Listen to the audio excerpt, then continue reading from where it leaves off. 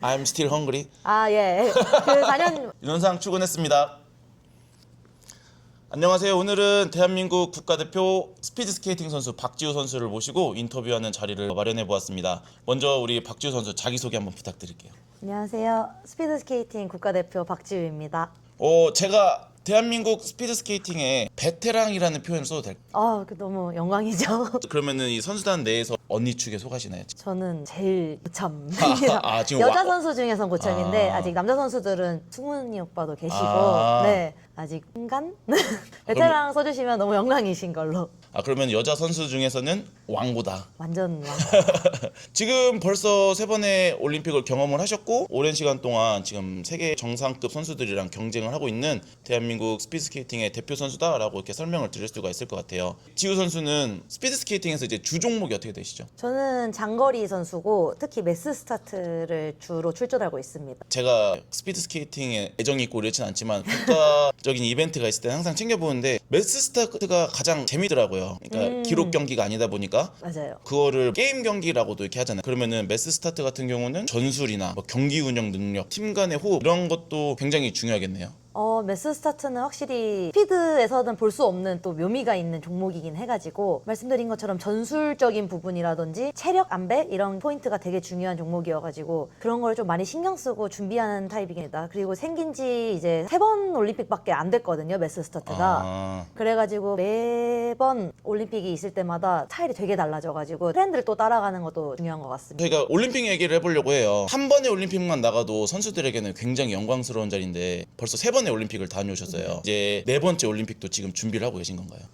네, 준비하고 있습니다. 이제 4번의 올림픽 처음 나갔을 때는 좀 생각을 못 해봤는데 막상 또 이렇게 훈련 계속 잘 하면서 지내다 보니까 자연스럽게 준비하고 있더라고요, 제가 지금. 지우 선수가 이제 훈련을 하는 목표는 올림픽이 가장 큰 목표가 되시나요? 저는 거의 올림픽 보고 항상 운동하는 것 같아요. 이렇게 또 올림픽만 보면서 4년을 지내면 또 그 사이사이 연수에 또 중요한 이벤트가 생기면 또 당장 앞에 목표에 또 집중하고 하지만 제일 큰 목표는 항상 올림픽을 보고 달리는 것. 그러면은 3번의 올림픽 12년 이제 4번째 올림픽 하면 16년이 다가는데 기간이 엄청 길었어요. 이 기간 동안에 뭐 지우 선수가 멘탈적으로나 아니면 훈련을 하는 육체적인 부분에서 좀 뭐 달라진 게 있나요? 어렸을 때 이제 첫 번째 올림픽이랑 두 번째 올림픽 준비했을 때는 사실 제 스스로 어떻게 하면 더 잘 타지? 이런 생각은 안 하고 정말 시키는 운동, 이제 대표팀에서 주는 운동량 이렇게만 했던 것 같은데 이제 두 번째, 세 번째 올림픽 때쯤부터는 제 스스로 막 보충제 같은 것도 어떤 거 먹으면 더 좋냐 언니들한테도 물어보고 이제 또 선배들이 있었을 때는 지금은 없지만 지금은 제 위에 여자분 선수 선배들이 없지만 있었을 때는 정말 그런 것도 이제 사실 처음에 들어갔을 때는 그냥 너무 어렸어가지고 그냥 하는구나 했던 것 같은데 이제는 제 스스로 찾아서 더 잘 타려는 방법을 찾는 게 좀 달라진 것 같아요. 동계 올림픽에서 스케이팅, 빙상 종목들이 우리나라의 효자 종목이었었다고 생각을 해요. 네. 메달도 좀 많이 나오고. 근데 요즘의 흐름은 이제 그러니까 빙상 종목 자체에서의 메달 수는 좀 줄었다라고 생각을 하거든요. 그 흐름에 대해서는 어떻게 보고 계세요? 국가적인 경쟁력이나 이런 부분에 대해서는? 사실 선수로서 많이 인지하고 있고요. 그런 부분에 대해서 그래서 이번 밀라노에서도 좀 많이 간절했고 좀 좋은 모습 보여드리고 싶긴 했는데 사실 이미 과학기술 같은 부분에서 해외 선수들에게 많이 부족하다고 느끼고 있긴 해요. 그나마 그 전에는 저희가 제일 좋은 점이 체력과 끈기 이런 걸로 좀 버텼던 것 같은데 정신력을 많이 강조하시죠. 정신력. 투혼을 많이 특히 강조하시죠. 이제 평창올림픽 같은 경우에 우리나라 보여줘야 된다 이런 걸로 좀 많이 견뎠던 것 같은데 이제 점점 이것만으로는 이길 수 없지 그쵸, 않았나. 맞아요. 좀 더 과학적인 부분이 필요하지 않나 항상 선수들도 다 인지하고 있습니다. 엄청 공감해요. 저도 네. 모든 종목에서 그것만으로 되는 시기는 좀 많이 지났다고 저도 생각을 하거든요. 그러면은 해외 훈련이나 전지 훈련을 많이 가보셨잖아요. 해외 선수들이랑 함께 훈련하면서 되게 인상 깊었다. 아니면은 좀 이건 나에게 충격적이었다. 좀 그런 게 따로 있을까요? 앞서 말씀드린 것처럼 똑같이 진짜 저희는 사실 스케이트를 타면 스케이트를 타고 자전거를 타면 자전거를 타고 이런 부분만 사실 신경 써왔지 데이터를 선수 개개인에 맞춰서 분석을 해주고 있는 거예요. 웨이트 같은 것도 GPS 이런 거 닿아서 파워 측정도 할 수 있는 것도 사실 몰랐고요. 그리고 그거에 맞춰서 개개인을 다 다르게 퍼스널 프로그램이라 해야 될까요? 퍼스널 웨이트? 그러니까 완전 선수마다 다 다르게 이제 훈련을 또 받더라고요. 그런 부분에서 되게 따라가야 돼, 빨리 따라가야 되는데 저게 뭐지? 했던 좀 충격이 있는 것 같아요. 저게 뭐냐고 물어봤던 것 같아요. 웨이트 할 때 왜 이런 측정 기구를 달고 신기하다. 그러니까 뭐 퍼스널라이즈드, 그러니까 선수 개인 종목이다 보니까 개별적으로 선수의 데이터를 잘 적용해준다 이런 네. 말씀이시죠? 네. 그러면은 해외 같은 경우는 데이터 분석이나 장비 활용 등을 굉장히 적극적으로 하고 있다는 말씀이신 거죠? 네, 맞는 것 같아요. 사실 이게 정확히 뭐 제가 그 선생님들에게 어떤 걸 하는 거냐 이렇게 물어볼 수는 없으니까 라이벌이라면 라이벌이니까 적이니까 알려주진 않는데 그래도 이제 같은 웨이트장 쓰면은 보는 것도 있고 이러니까 하는데 엄청 적극적으로 활용하더라고요. 지우 선수도 뭐 해외에서 배워와서 이건 내가 적용하고 있다. 사실 대표팀에서는 그래도 체육과학 연구원에서 많이 도움을 주는 편이긴 한데 이게 사실 체육과학 연구원에서 스피드 팀을 지원을 나와서 이게 과정이 조금 어려워가지고 근데 이제 외국 팀 같은 경우는 사실 프로팀 같은 경우도 있고 그러다 보니까 확실하게 선수한테 맞춰서 트레이너가 붙는 느낌이어가지고 그런 부분은 조금 아쉽긴 한데 그래도 제 개인 팀 트레이너 선생님이 외국에서 이런 걸 사실 선수들은 모르잖아요. 저는 트레이너가 아니어가지고 그렇죠. 그런 걸 아시는 분들이 많이 도와주려고는 해요. 도와주려고는 하는데 아직 좀 고착화되지 않았다? 아예 이게 기본적이 너무 자연스러운 행위가 되면은 좀 더 우리나라도 발전할 수 있을 것 같은데 아직은 조금 그러니까 모르는 스피드 스케이팅에 최적화돼서 적용되지 못하고 있다. 아, 네. 아직은 스피드 스케이팅에 적용되진 않은 것 같아요. 당연히 우리나라 체육회도 많이 도와주고 있지만 스피드 스케이팅에 이렇게 집중되지는 않았던 것 같아요. 해외에서는 요즘에는 선수들의 회복을 굉장히 중요한 그 요소 중에 하나로 보거든요. 고강도 훈련, 회복. 그러면은 지우 선수가 회복을 하기 위해 하는 루틴이나 아니면 회복을 하려고 뭐 사용하는 데이터가 있다거나 뭐 혹시 뭐 이런 것도 있으신가요? 회복 같은 경우에는 진짜 많이 들었고요. 저희가 알아서 공부를 해가지고 사실 그냥 쉰다고 회복이 되는 건 아니잖아요. 그쵸. 잘 자고 잘 먹고는 너무 당연하고 저희가 그래도 스스로 이제 회복되는 거를 측정해보고 싶다 해서 막 젖산 측정 기계 이런 거를 사가지고 직접 이제 자기 피로도를 체크를 한다든지 아니면 이제 외국 선수들한테 많이 들어봤는데 진짜 전투 훈련 이런 걸 많이 하면은 또 젖산이 회복이 많이 된다 하더라고요. 그래서 자전거를 힘들면 오히려 타려고 하긴 해요. 아, 다리가 너무 굳는다. 자전거 무조건 타자 오늘. 이렇게 이런 부분에서 좀 회복하려는 노력을 하고 있습니다. 제가 느낀 바로는 세계 정상 선수들과 경쟁을 하면서 보고 배우는 게 있지만 그거를 이제 막 정확하게 뭐 서포트를 해주거나 이런 거는 조금 부족하다, 좀 아쉽다 이런 입장이신 것 같아요. 네. 허리 종목이다 보니까 웨이트 트레이닝 이런 부분보다는 유산소 대사 능력 기르기 위한 다른 훈련도 이렇게 병행을 하시나요? 네. 근데 당연히 웨이트 트레이닝도 무조건 사실 필수라고 생각하고 다른 훈련으로는 사실 자전거 훈련을 가장 많이 하는 것 같습니다. 근육 자체가 이제 스피드 스케이팅 할 때 쓸 수 있는 근육이랑 되게 비슷하다고 하더라고요. 그래서 해외 선수들도 자전거 훈련을 사실 10명 중에 9명은 무조건 자전거를 탄다고 또 볼 수 있고 또 지구력이나 유산소에 되게 도움 된 것 같습니다. 일주일 훈련하실 때 웨이트 세션은 보통 얼마나 가져가시나요? 뭐 정확히 뭐 제가 주 2회를 합니다. 이거를 정하게 된 것도 제가 사실 주 3번 했던 시즌도 있고 2번 했던 시즌도 있고 1번 했던 시즌도 있는데 이거를 여러 번 경험했는데 2번이 장거리한테는 저는 제일 괜찮다 생각해서 지금은 2번을 들어가고 있어요. 그러면은 좀 중요하게 여기는 요소가 있으세요? 뭐 웨이트를 할 때 나는 속도 기반 스피드 훈련을 좋아해, 나는 고중량을 좋아해. 웨이트 하실 때 중요하게 여기는 요소가 있나요? 장거리다 보니까 확실히 파워랑 약간 지구력주로 많이 쳐가지고 이렇게 가는 편이 있잖아요. 좀 더 네네. 그런 쪽으로 가는 편이긴 해요. 빙상에서는 잘 보이지 않지만 훈련장에서 가장 힘든 훈련은 뭐예요? 진짜 놀랍게도 자전거. 아 그래요? 네, 자전거를 사실 라이딩만 하는 게 아니라 그 웨이트가 조금 적게 들어가는 이유도 하나긴 해요. 와트바이크로 인터벌 훈련을 계속 해가지고 이게 거기서 걸리는 고강도가 있잖아요. 그래서 그 네네네. 훈련도 같이 병행을 해서 사실상 고강도 훈련이 주에 5번은 들어가는 것 같아요. 네, 의외로 굉장히 힘듭니다. 와트바이크를 이용한 훈련을 하실 때에도 예를 들어서 뭐 FTP를 활용한 뭐 존 5의 막 고강도 훈련, VO2 맥스 훈련, 네. 아니면 뭐 젖산역치 훈련, 아니면 아까 말씀하신 것처럼 뭐 존 2의 에어로빅 베이스를 다질 수 있는 기초적인 훈련, 이런 훈련들을 다 구성을 해서 하신다는 말씀이신 거죠? 그냥 막 라이딩을 도는 게 아니고. 네, 맞아요.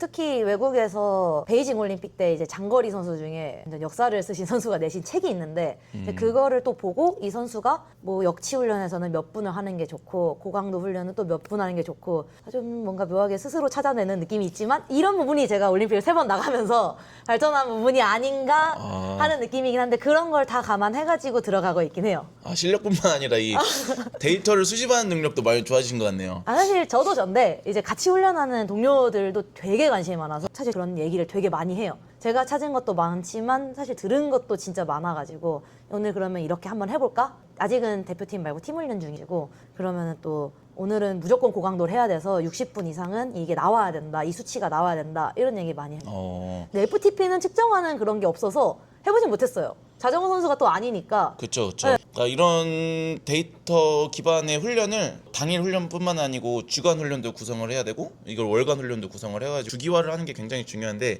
이게 실업팀에서도 코치님들이 막 이렇게 도와주셔야 하는 거지 개개인이 하기가 진짜 어려운 분야거든요. 맞아요. 그러면은 해외에 유명하신 선수분이 뭐 이렇게 젖산역지 구간에서 몇 분, 존투 구간에 나와서 쉬고 뭐 이런 거를 이렇게 반복을 하신다는 것 같아요. 그러니까 이 훈련이 혹시 뭐 요즘에는 뭐 노르웨이안 메소드라 그래가지고 그 젖산역지 구간에 들어가서 긴 인터벌을 하고 그 다음에 이제 나와서 다시 회복을 하고 이런 훈련을 요즘 많이 한다고 하거든요.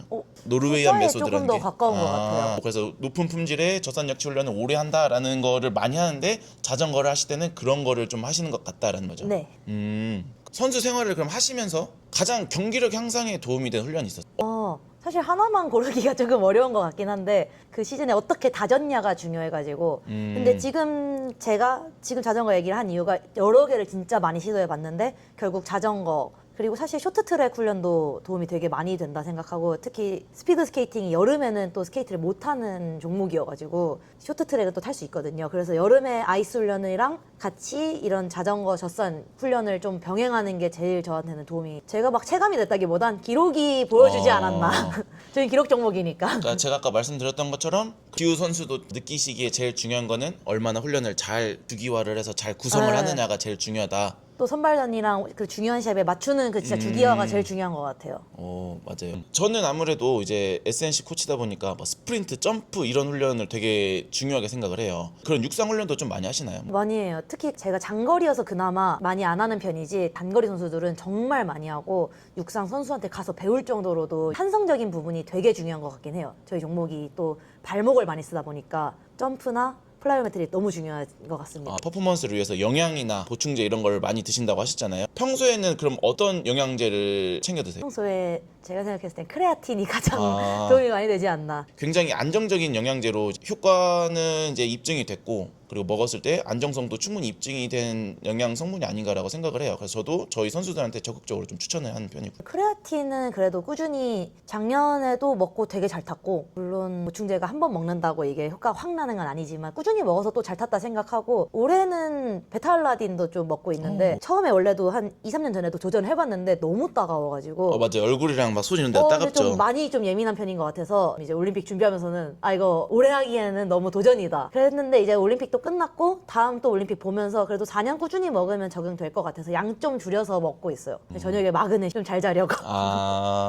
또 자는 거에 되게 좋다고 해가지고 맞아요. 수면이 진짜 제일 중요하죠. 네. 그래서 그렇게 3개 일단 먹고 있어요. 그러면은 경기 전에는 내가 경기장에 들어갔을 때 이렇게 막 가방에 챙겨 가시잖아요. 그럼 이럴 때는 어떤 걸 좀 옛날부터 에너지겔은 이제 너무 사실 옛날부터 네, 보편화돼 그쵸. 있었고 작년에 시즌 때 성적이 많이 좋았거든요. 그때 처음으로 먹었던 게 사실 중탄산 나트륨이었어가지고 어쨌든 사실 저는 제 종목이 기록 종목이고 결과가 보여지는 종목이다 보니까 근데 정말 그걸 먹은 시즌에 잘 타서 저는 도움이 된다고 생각하고 지금 있습니다. 그러면은 이 중탄산 나트륨을 드셨을 때 그 뭐 시합장에서 느껴지는 느낌이 있나요? 시합을 탔을 때 이게 확실하게 느껴요. 장거리는 다리가 굳는다. 이거 절대 안 움직인다. 이게 저는 작년에 먹고 없었던 것 같아요. 뭐 아예 없었다는 아니지만 근데 움직여지네. 근데 이 포인트가 되게 잘 탈 때 중요하다 생각해요. 근데 가지네? 저희는 래프 타임이 또 찍히니까 별로 안 떨어졌네? 하면서 약간 좀 그런 부분에 포인트가 있지 않았나. 작년에 처음으로 접하게 돼서 먹었는데 효과가 있다. 그러니까 근데 조금 쉽지는 않잖아요. 맛이나 향 이런 게 쉽지 않아요. 진짜 드셔보셔야 돼요, 이거는. 쉽지는 않지만 그래도 내가 이 0.1초를 주는 엘리트 선수로서 이거는 먹어야만 한다.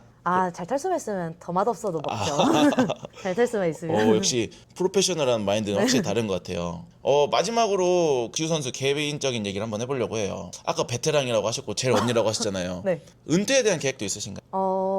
생각을 안 할 수는 없는 것 같고 네, 지금 사실 다음 올림픽까지 보고 그 후에는 그 후에는 조금 어렵지 않나. 근데 더 사실 잘 타고 있으면 더 하고 싶을 것 같긴 한데 그래도 제일 잘 탈 때 마무리하고 싶어서. 아 그래요? 네, 저는 근데 아직까지 그 기록이 저하되고 있거나 뭐 그런 건 없으시죠? 오히려 조금씩 더 성장하고 있고 아직도 사실 말씀은 이렇게 드렸지만 I'm still hungry. 아, 예. 그 4년 제가 똑같아요. 지금 내년 똑같아요. 밀라노 나오기 전에는 아, 밀라노 다음? 아, 잘 타고 있을 때 그만두는 게 좋을 것 같은데. 근데 밀라노 때 너무 잘 타가지고 그 시즌 때 또 말 바꾸고 이렇게 또 아, 4년 뒤가 그래도 제일 잘 타지 않을까. 그냥 8년 할 거예요. 10년 할 거예요 하기에는 좀 그런 것 같아서 저는 4년 뒤가 제일 잘 탈 겁니다. 이런 포부를 위해서 좀 말하는 것도 있습니다. 언제 관둘지는 저 못하지면 관두겠습니다.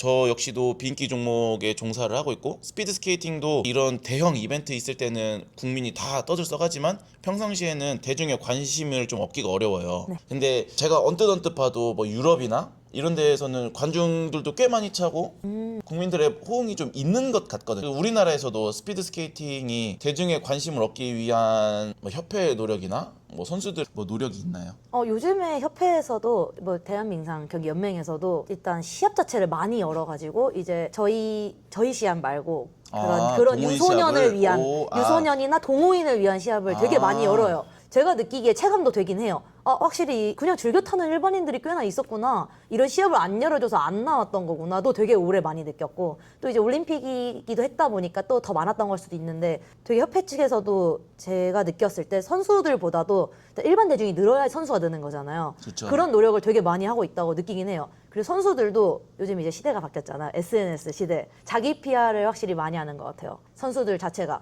그래서 스피드에 대한 매력을 좀 더 스피드에서 해외 선수 중에서는 뭐 주타 레이드람 선수라든지 네네네. 되게 유명하거든요. 그냥 진짜 자기 PR로 선수가 홍보가 되는 좀 그런 시대가 온 것 같아서 지금 어린 후배들도 되게 SNS 많이 활용해서 자기 어필, 뭐 스피드 스케이팅 홍보 이런 거 많이 하고 있는 거. 저는 이제 공통된 그 원리라고 생각을 하거든요. 시선이 많이 모이는 곳에 돈이 모이고 그러면서 이제 투자가 생기고 맞아요. 그러면서 커진다라고 생각을 하는데 이제 그러한 움직임이 좀 보인다라는 말씀이죠.